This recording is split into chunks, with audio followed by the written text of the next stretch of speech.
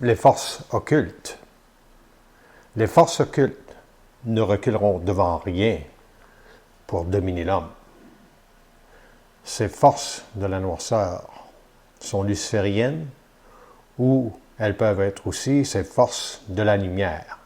Mais lorsqu'elles sont lucifériennes, ce sont des forces anti-hommes qui, dans leur orchestration, manipulent la psyché de l'homme et manipulent aussi dans la matière les formes à des fins de soumission, de domination, de désinformation et de manipulation. Donc, ce qu'il faut voir, c'est les forces de la lumière. Sont, elles, des forces créatives dans l'homme? C'est ce qui permet à l'homme de pouvoir, un jour, se réinventer et reconnaître l'absolue création des forces occultes anti-hommes qui permettent, dans la destruction de l'identité d'une personne, sa conscience. Ce sont des forces créatives, même s'ils sont des forces de la noirceur, parce qu'ils nous amènent à créer des systèmes d'évolution sur la forme. Mais au niveau de l'expansion de l'homme, de sa dimension cosmique, ces forces créatives ont une limite, c'est-à-dire que l'énergie de la noirceur a toujours été décidée en relation avec ce que la Terre devait asseoir comme identité pour transpercer le mental de l'homme à une vitesse d'évolution qui lui permettrait éventuellement de reconnaître quelles sont les forces de la noirceur de celles de la lumière. Mais il est bien entendu que le principe créatif occulte des forces de la noirceur est longuement dépassé.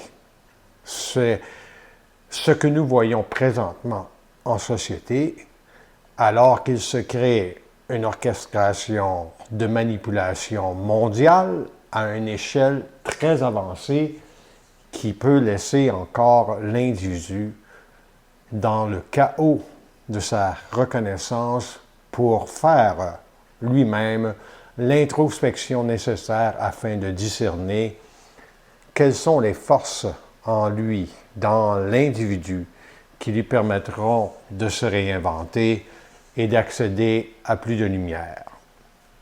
S'il faut nommer les forces occultes en action présentement, elles ressemblent étrangement à tout ce qui s'est passé sous le joug ultérien, c'est-à-dire que la manipulation de la psyché de l'individu est amenée à ne pas voir clair.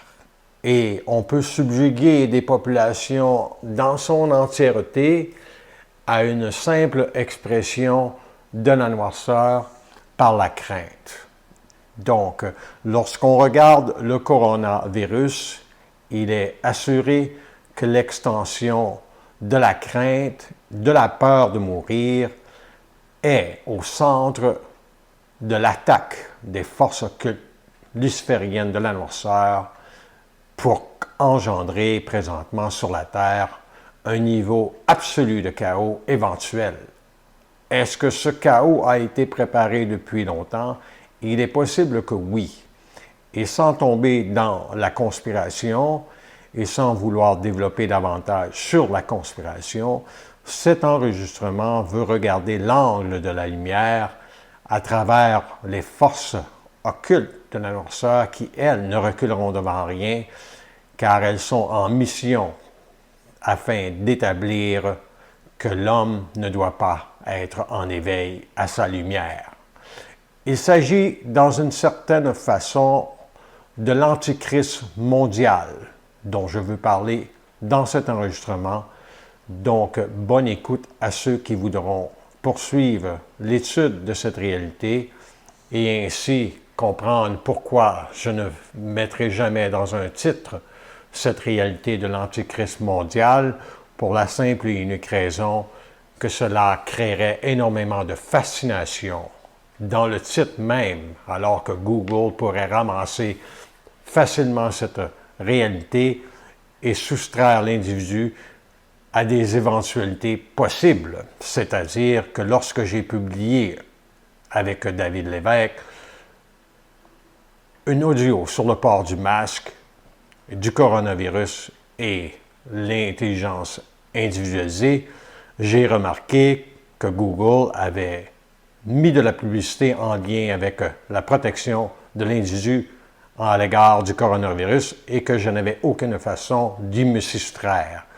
Donc, vous voyez que l'homme peut être intelligent dans ce qu'il fait parce qu'il sait très bien que le moteur de recherche est puissant pour amener ce que lui veut et non pas ce que l'homme veut.